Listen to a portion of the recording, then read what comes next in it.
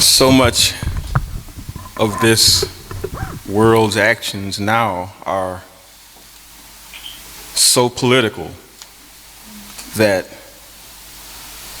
it's hard to sort out the truth from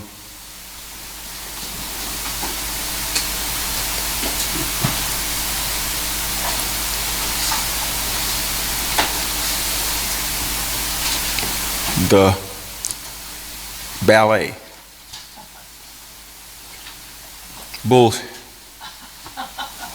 Bolshoi.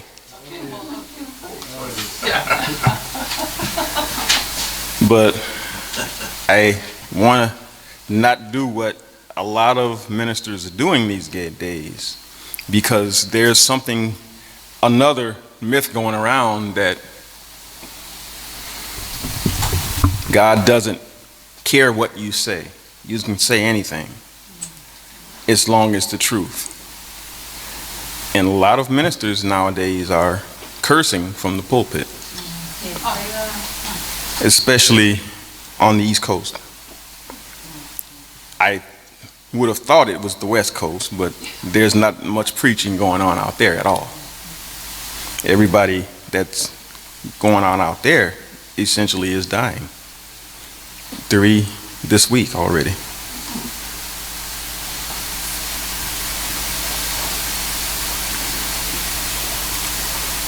A long time ago, though, the 16th century to be precise, Nicholas Copernicus, an astronomer, not astrologer. There is a difference. An astronomer took his time and studied the sky. In May of 1514, he began to write of his observations, and soon after declared, if man is to know the truth, he must change his thinking. Despite what he has been told, we have been taught an error. Our earth is not the center of the cosmos, but just one celestial body among many. The sun, S-U-N, does not rotate around us. We move around the sun. For 15th century man, this was a radical adjustment in their thinking, a revolution in their thought process. Yet, it is a thought process that we have never understood in the full measure that Yahweh would have us understand it, and one day He will teach it to us.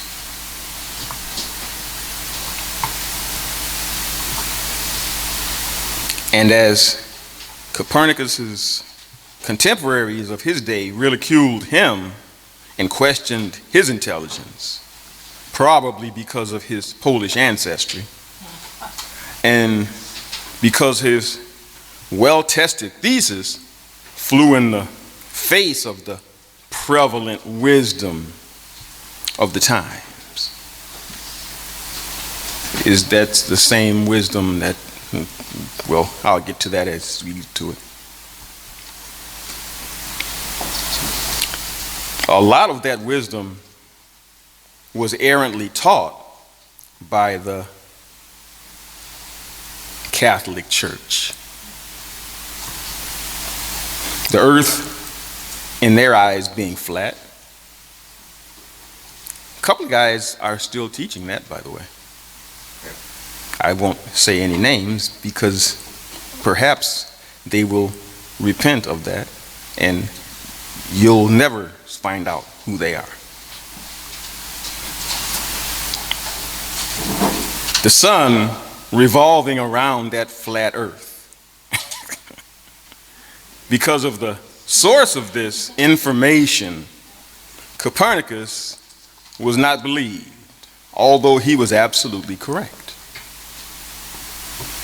Copernicus's theories also incensed the Roman Catholic Church, and they were considered heretical.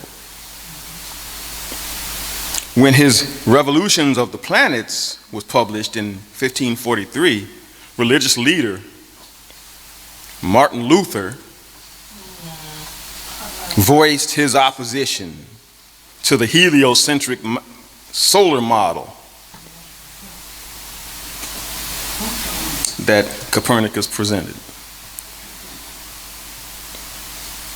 This was, however, true. His underling, Lutheran minister Andreas Osiander, quickly followed suit, saying of Copernicus, "This fool wants to turn the whole of art of astronomy upside down."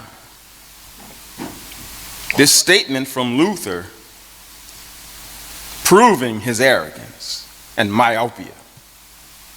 Astronomy is not art, but is actually science. I did this for a reason. All of a sudden, all of these people are, go with the science. Go with the science. Go with the science.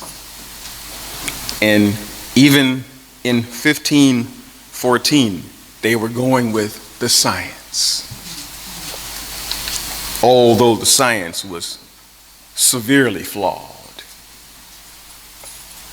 Osiander even went so far as to write a disclaimer stating that the heliocentric system was an abstract hypothesis that need not be seen as truth. What?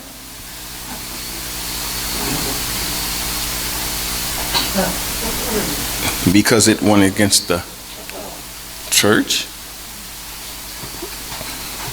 Even the church went against the Bible. They haven't acknowledged that yet, but they soon will. If you know which church I'm talking about. He added his text to the book's preface, leading readers to assume that Copernicus himself had written it. As with most truth, once the tyrants disagree with it, it'll be a long time before it is ever recognized as truth, if it ever is. As I stated last week, we just now really found out what happened with, well, Al. That worked its way in here too.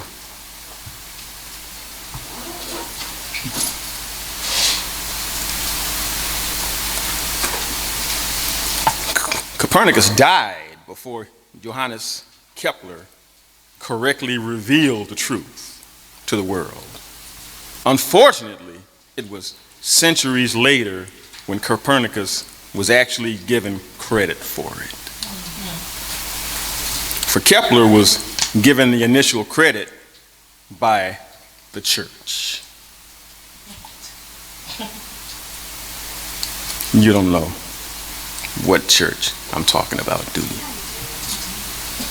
I thought you did, but they're going to be ruling things again soon and under the same type of ballet.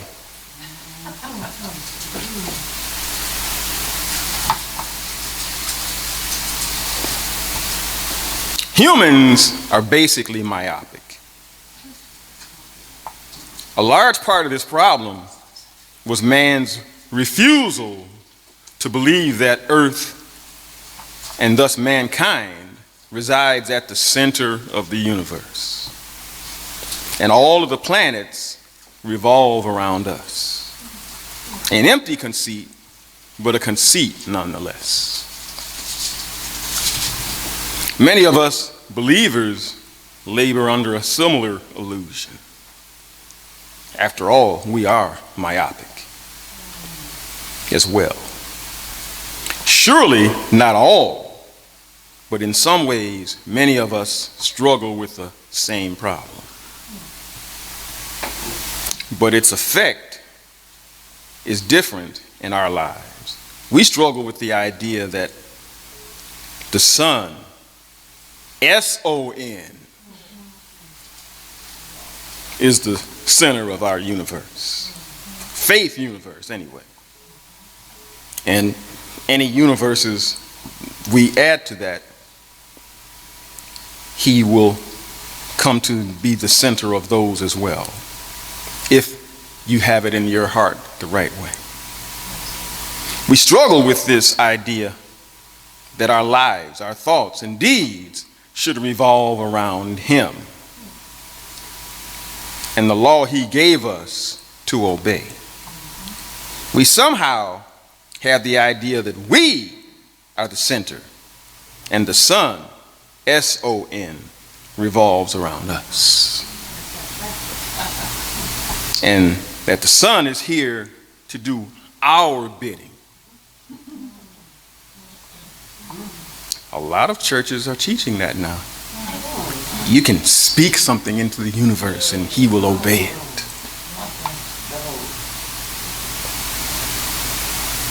Now we will never come right out and say that in so many words, especially in church. But our actions betray our true feelings in so many ways. We have become so myopic in our concept of how the world should treat us and what Yeshua and his church should give us and do for us, that we can't see the big picture issues that are on the horizon. Those issues that will only become clear when the tribulation becomes full in earnest. We're very close, but not there yet. Today's title: When Worlds Collide, the Inevitable Consequences of Myopia. Just for clarity's sake, let us define myopia. For the human eye, it is a condition of the eye that makes it difficult to see objects that are far away. And there is a psychological component to it as well. Psychologically, myopia is a lack of foresight or discernment, dull or narrow-mindedness, or extreme intolerance. Now, that collision that I speak of is the explosion that happens when our want, W-A-N-T, collides with Yahweh's will.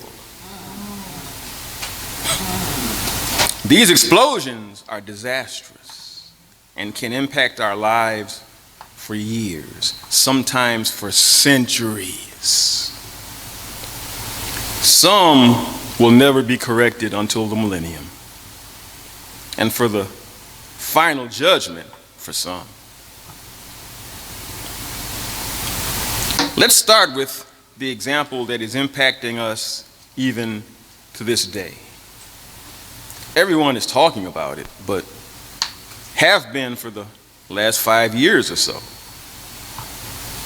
Most are absolutely sure that they have a good handle on the answer, yet they don't realize that the answer is right in their Bibles.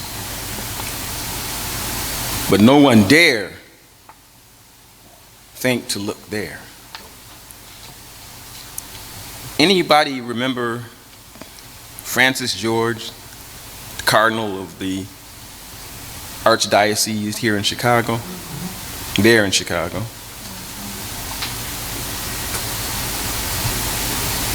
He found the answer long ago, but he asked the press not to broadcast his answer. That was a stupid thing to do, but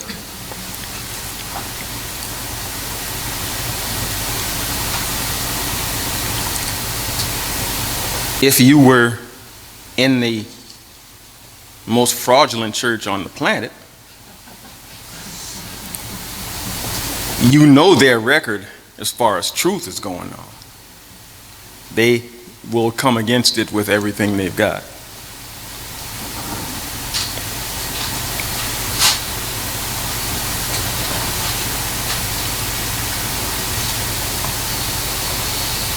And they shouted it from the rooftops and got it wrong anyway. But more on what his answer was in its correctness, but how his and their conclusions were flawed later. But first, let's get to the biblical wrong answers first. The gist of the problem is found in Genesis, the 16th chapter, the first verse.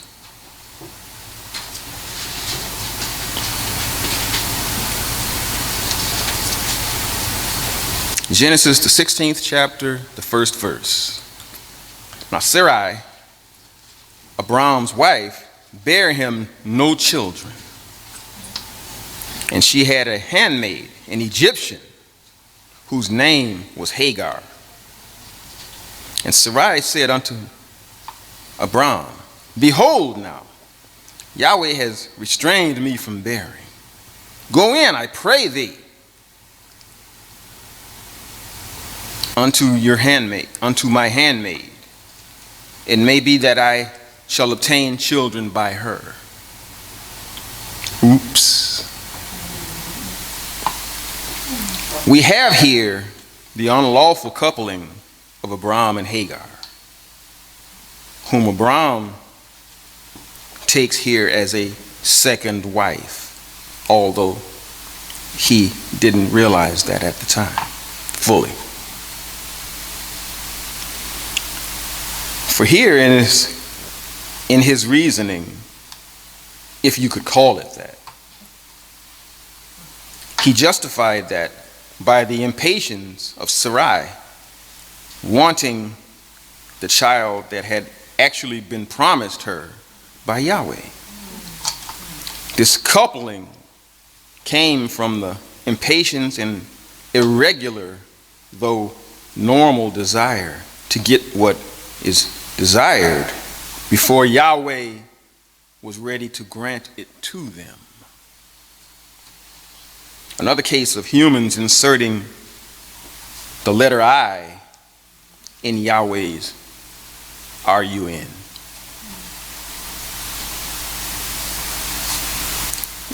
You'll figure out as we go on. Another case of humans inserting the letter I in Yahweh's R-U-N. Yahweh is running things. He knows what he is doing. He is in charge. But what happens when you insert the letter I in the word R-U-N? Somebody figured it out. Let's continue at verse 3. And Abram hearkened to the voice of Sarai. And Sarai, Abram's wife, took Hagar, the Egyptian, her handmaid, after Abram had dwelt 10 years in the land of, here it is again, Canaan, and gave her to Abram, her husband, to be his wife. The Bible says, how many wives? One. This is gonna be a bad thing, huh? Really is. And how big and bad, we don't even know yet. It's not even over.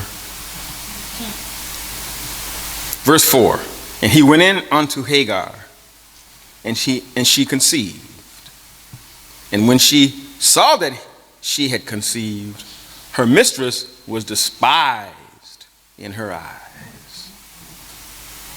Sarai is despised, and therefore provoked to wrath. We already know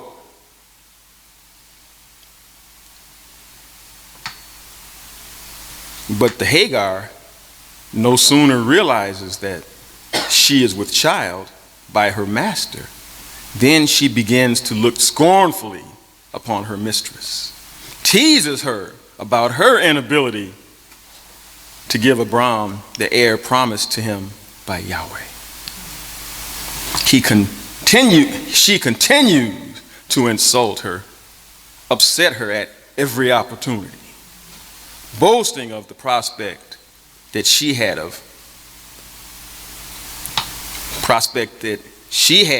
of bringing an heir to Abram in that good land, Canaan, and to fulfill Yahweh's promise. Her thinking was a little off. A little off.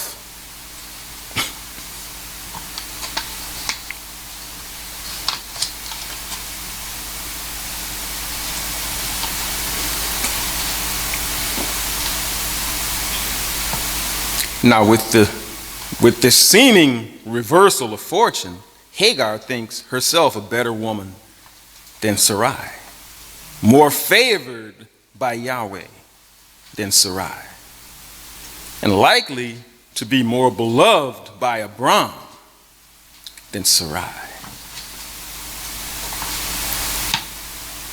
as she has done in the past. Note 1.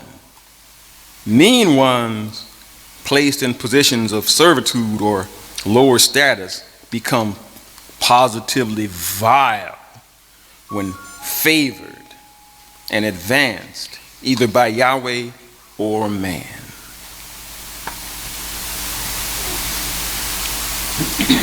And are apt to grow haughty and insolent and to forge their place and original status once given even a taste of what they see as power.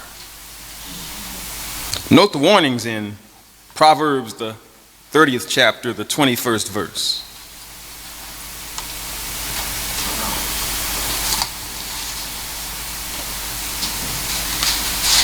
Under 3 things the earth quakes, and under 4 it is not able to bear up.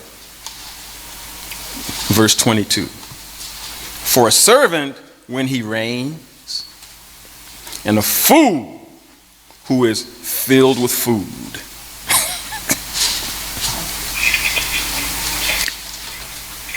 For a hateful woman when she is married,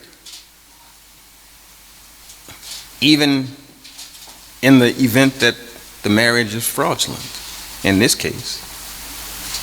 And a servant girl that is heir to her mistress. It is usually at this point that the rubber meets the road, or more likely in this case, where the fit hits the shan, as they say.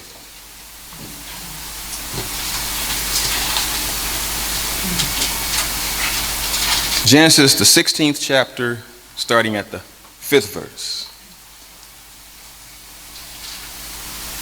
And Sarai said unto Abram, my wrong be upon you. I gave my handmaid into your bosom, and when she saw that she had conceived, I was despised in her eyes. Yahweh judge between me and you. I think he already had, but you didn't know that. Sarai had no reason to attack Abram for this. It was not his idea to do this. Well, he didn't exactly escape it either. And I don't know too many men that would, but it's still wrong.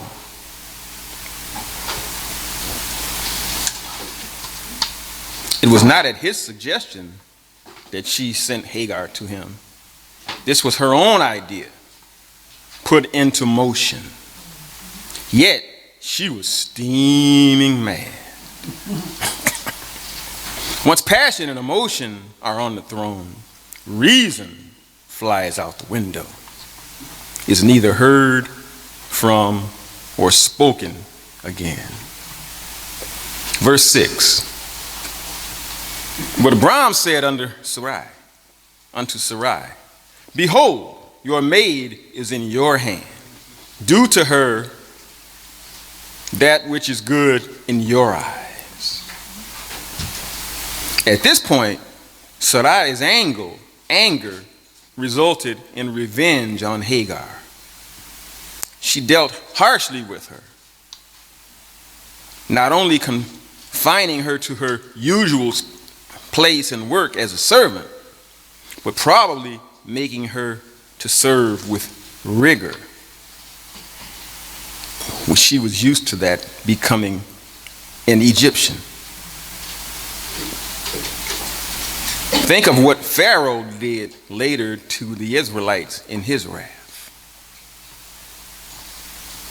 Note that Yahweh Elohim sees and is displeased with the hardship which harsh masters any unreasonably place upon their servants. They ought to consider this before threatening.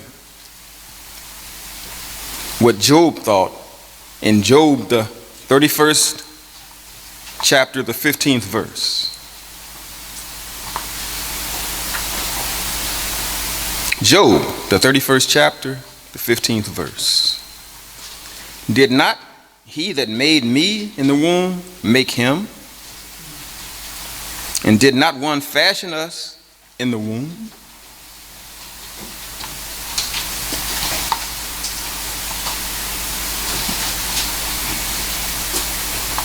Back to Genesis, the 31st chapter.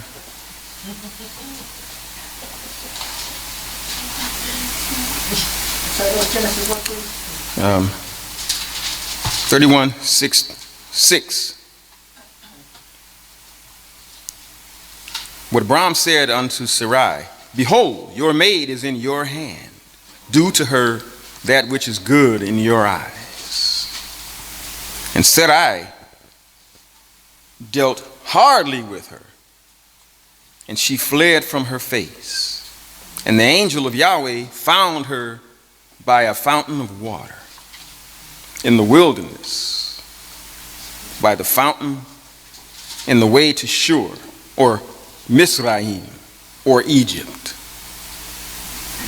And he said, Hagar, Sarai's handmaid, where have you come from? The good angel always knows the answer before he asks the question. Angels would be good lawyers, and some of them in the end will be. Better than the crap we have down here now.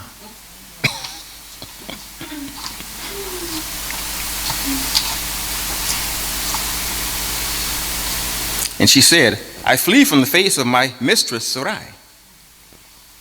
And the angel of Yahweh said unto her, return to your mistress and submit yourself unto her hands, under her hands. Hagar's pride cannot bear the fallout of her own actions. Her high spirit having become impatient of Sarai's unrelenting rebuke.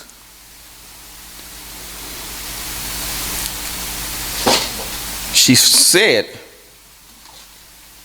she fled from her face.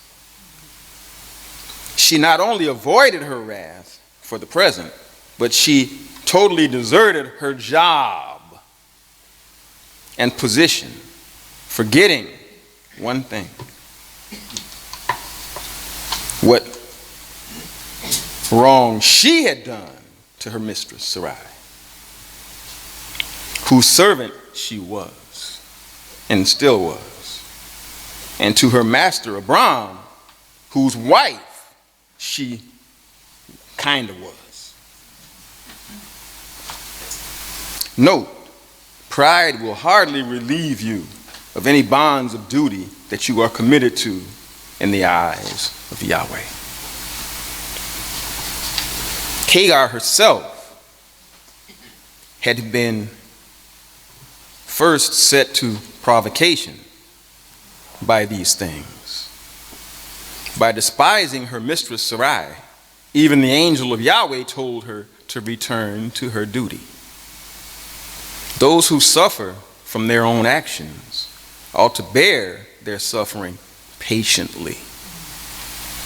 But mistakes were made, and unfortunately, they would have to be borne out. Play out the string, as they say. Note the words of the messenger when he'd given her the order.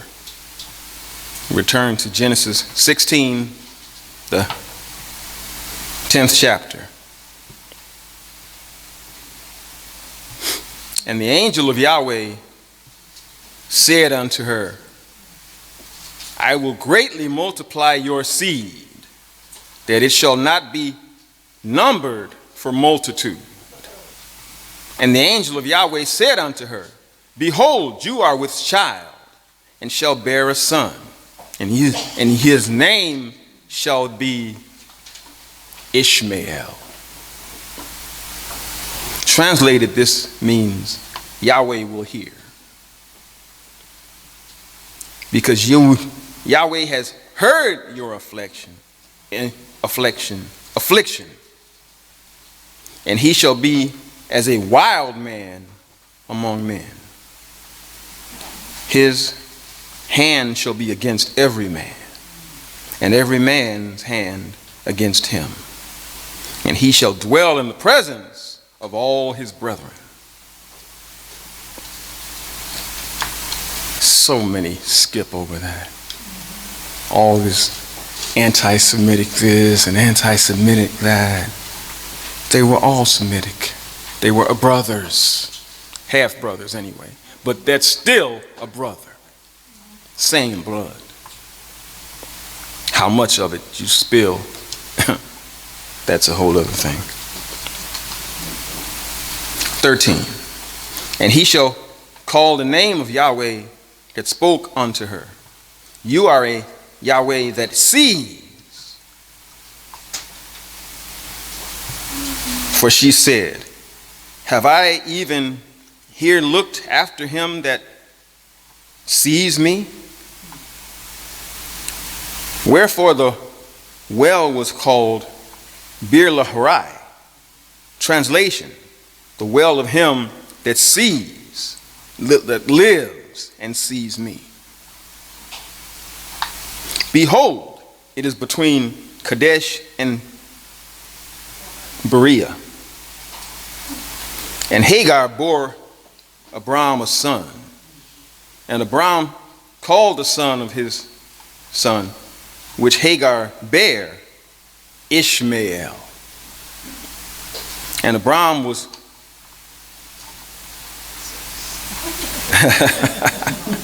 fourscore and 6 years old when Hagar bare Ishmael to Abram.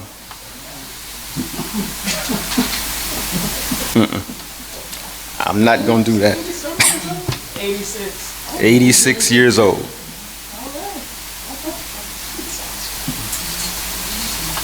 Wait till you hear about Abram.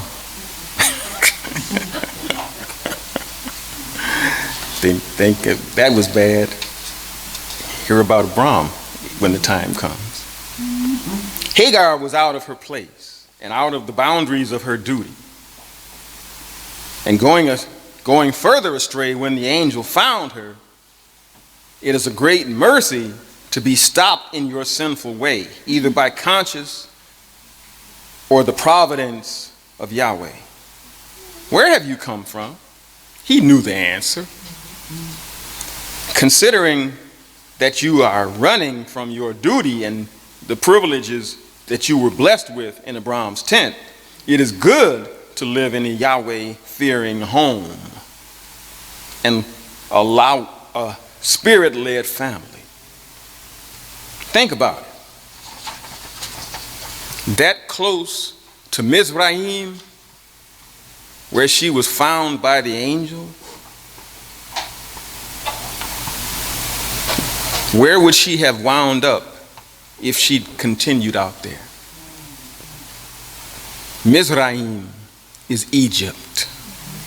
She was running directly into the arms of sure slavery, and of a different kind that she had under Abram and Sarai. Of the worst kind. The declaration of the angel, I will, show us that this angel was the Word, the Son of Yahweh. The Yahweh of the Old Testament. Hagar could not but admire Yahweh's mercy and feel, have I, who am so unworthily been favored by a gracious visit from Yahweh? Through this visitation, she was brought to a better temperament, returned to Abram's tent, and by her more gracious behavior softened Sarai and received far more gentle treatment. And in the interim time, Sarai had softened because she was also wrong herself in all of this.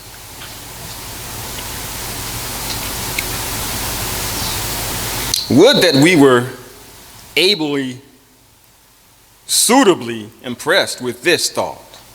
You, Yahweh, sees me. Yet, we seldom consider this. And part of it is born of the same impatience shown by Sarai in this story. But I want you all to notice that the descendants of the characters of this story are still with us to this day.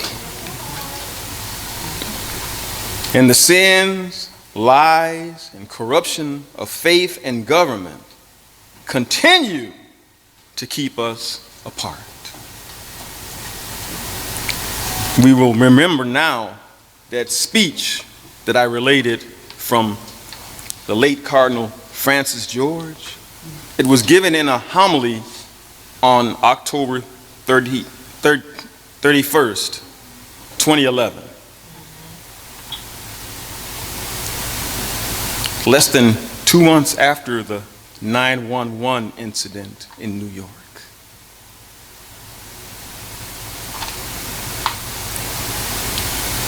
You will never hear these words uttered publicly because the Catholic Church censured them.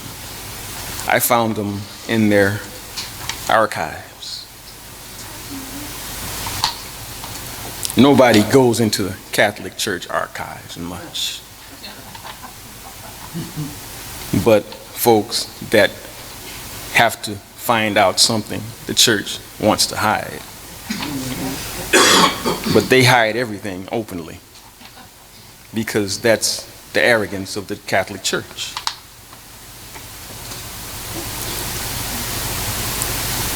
When you hear words of this truth from anyone, it is wise to hear them when they sound more truthful nearly 15 years later, after we know more about what happened.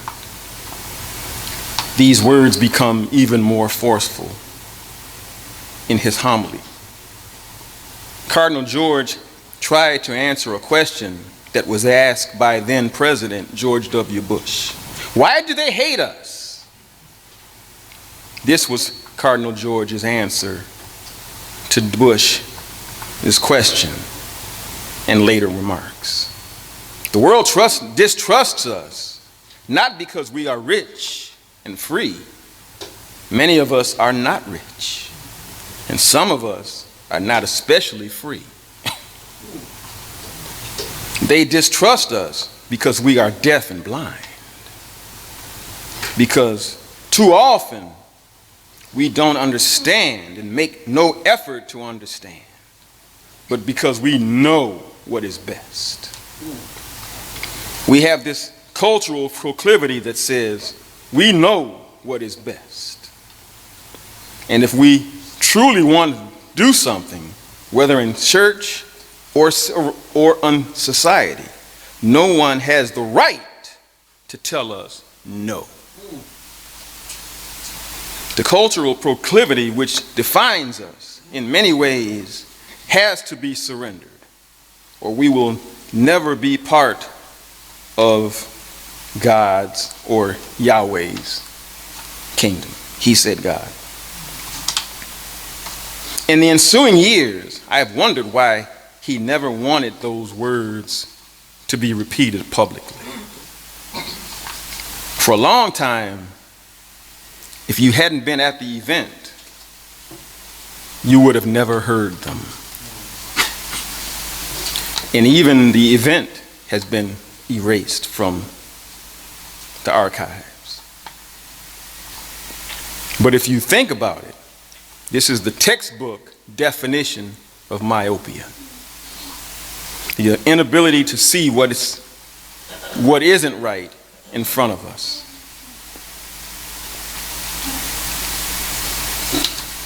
The inability to see what isn't right in front of us. I said that correctly. You have to kind of see it the way it is. In essence, an inability to consider any result other than what we want, no matter what the long-term effects of that action are on our lives, or for that matter, the world at large. I'm sure Sarai had no idea that her rash decision, both of impertinence and impatience, and a lack of faith, would still be causing us all manner of problems in the world today. Yet that decision is causing us problems. Ishmael is the father of all the world's Arabs. There is no oil under Israel. That's true, but planned that way. He wanted their whole being to return to him. Yahweh I'm talking about. Thus far, they haven't done it yet.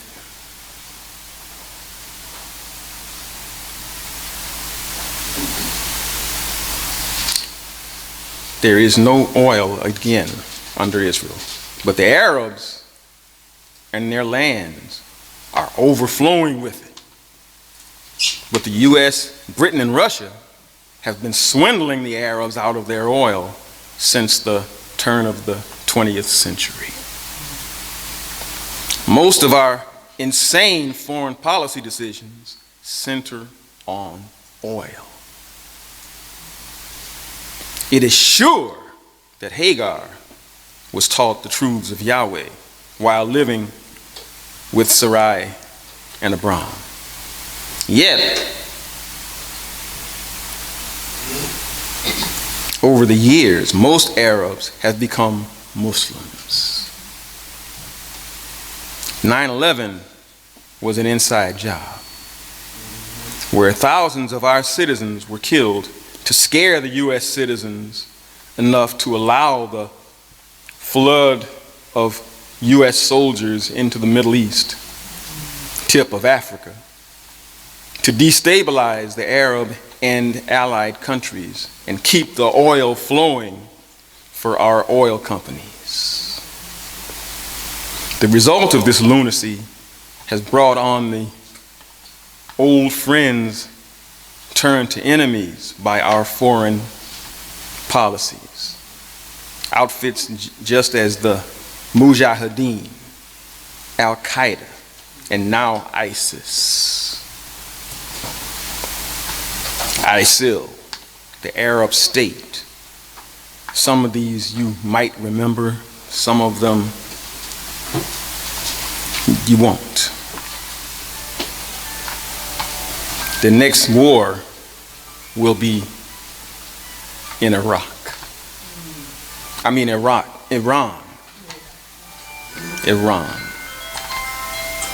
And that's the beginnings of it already there. I was reading last night about some bombings in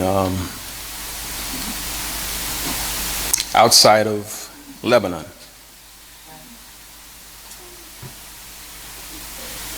And that's this next step in a plan I saw a little while back, that they were going to go into Iran and blow up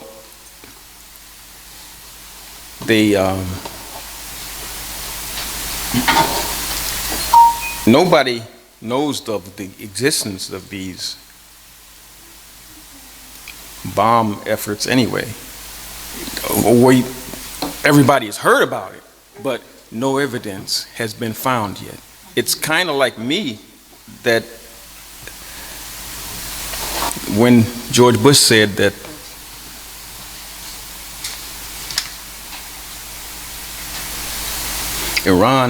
Iraq had WMDs, and the only evidence they ever showed was the receipts when he sold them to them.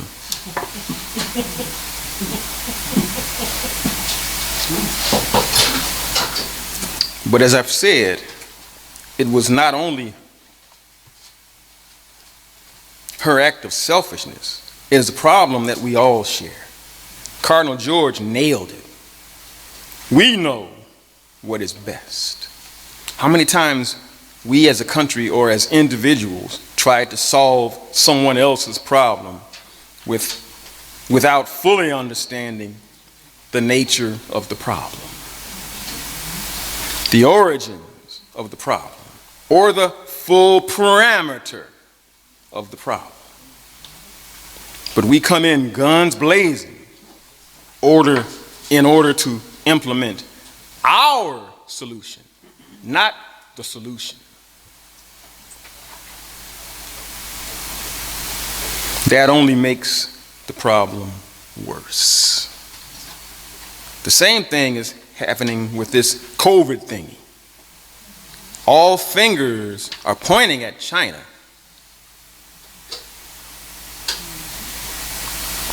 But the receipts are piled up at the Pentagon. This kind of action exacerbates the original problem and causes other problems along with it. Now there are 3 different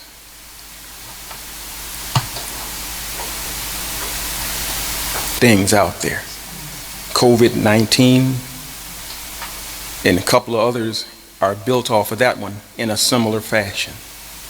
And none of these vaccines are a part of getting rid of any of these.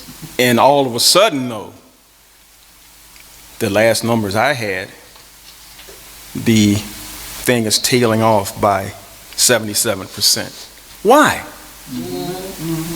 Somebody has control over this thing.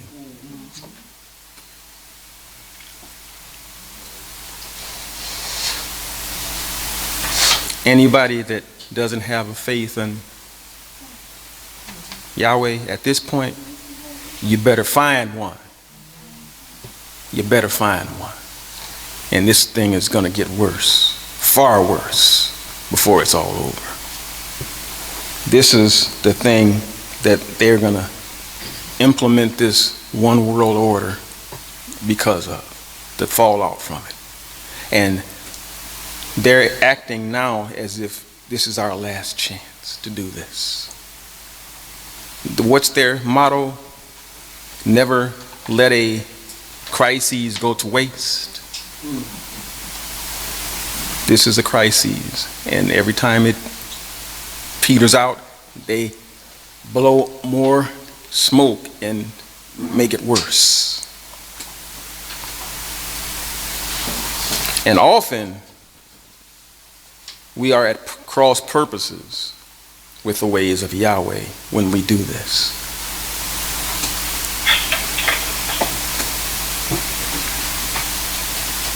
I will close out here because y'all get it.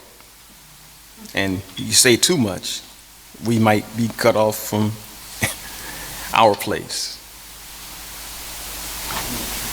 Isaiah, the 55th chapter, the 8th verse.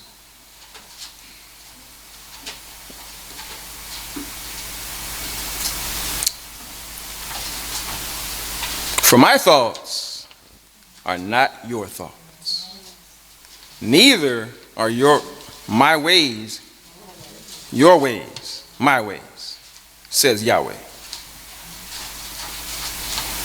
For as the heavens are higher than the earth, and so are my ways higher than your ways, and my thoughts than your thoughts.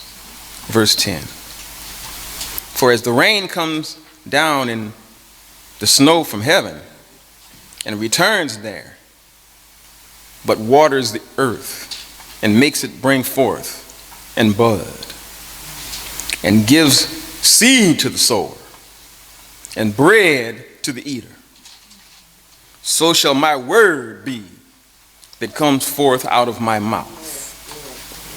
And it shall return unto me void.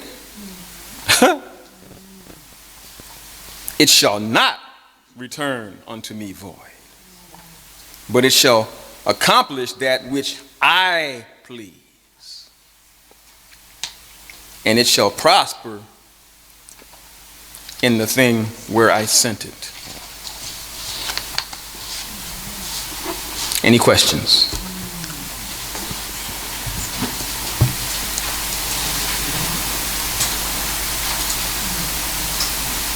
Any comments?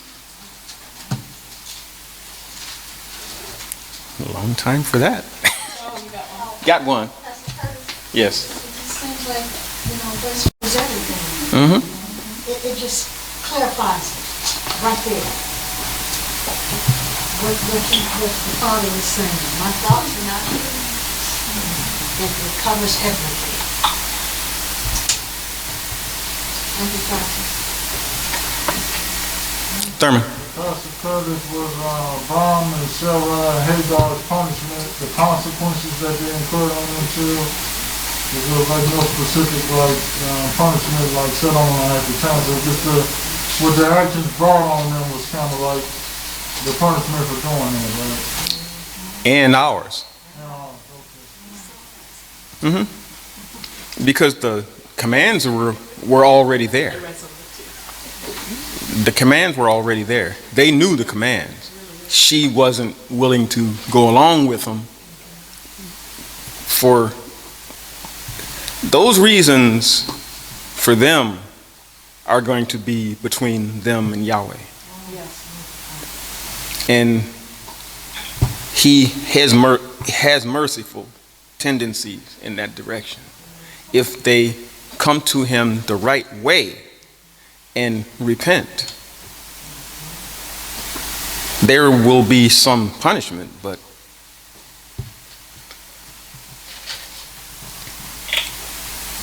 they will probably get in if there's nothing else there.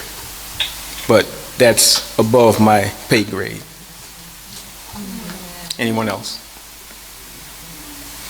Vanessa. I wanted to mention that this is so not ironic. This is how it works. So I was just having a conversation yesterday about, you sit back and you look about what's going on in the world and you say, gee, why is this happening? Why is that happening? Why is the father letting this go on? Why is that going on? And then you close the family with, for my thoughts are not your thoughts. Mm-hmm. And my ways are not your ways. And I just confirmed that what I would knew, but just to hear that again, after I was just talking about this yesterday, and say, okay, just sit back and relax, because this is in your hand. These are my ways and my thoughts.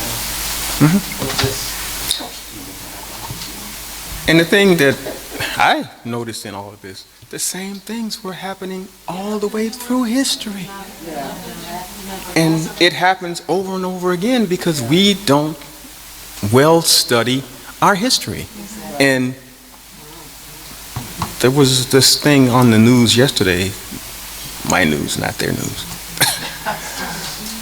But you have to get it from sources they have to question on some level. And we still know how to do that. Anybody that has read 1 Thessalonians 5:21, prove all things, hold fast to that which is good. And the editing process on that never ends, because anybody can flummox you on something and tell the truth on 12 points, and the 13th point be the untruth that they want you to buy into. It's very difficult without this book in front of you. Very difficult. Anyone else?